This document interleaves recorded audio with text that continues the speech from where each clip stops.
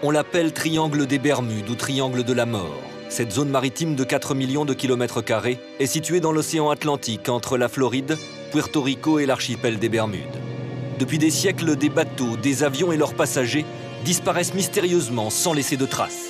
La liste des victimes est impressionnante. De 1945 à 1975, 37 avions, plus de 50 bateaux et même un sous-marin atomique avec son équipage se sont évaporés sans raison apparente et sans qu'aucun corps ni débris ne soit jamais retrouvé. Mais le cas le plus célèbre est sans doute celui de la disparition du vol 19. Le 5 décembre 1945, 5 avions torpilleurs partent pour une mission de routine. Au bout d'une heure, les avions ne donnent plus aucun signe de vie.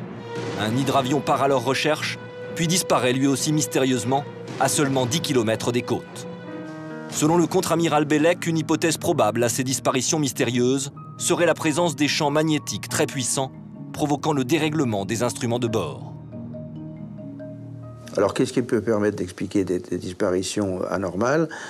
D'abord, les anomalies magnétiques. À partir du moment où des anomalies pouvaient fausser totalement les indications des compas, ça a pu expliquer que des bateaux se sont perdus et ont fait naufrage en raison de ces anomalies.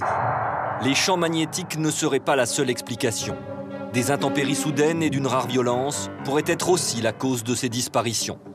L'instabilité météorologique, elle est bien connue, c'est une région extrêmement instable, avec des tourbillons, avec les ouragans, avec des trombes, parfaitement capable de faire chavirer un voilier et de le mettre instantanément dans une position de détresse. Le dernier cas enregistré dans le triangle des Bermudes a été signalé le 15 février 2004.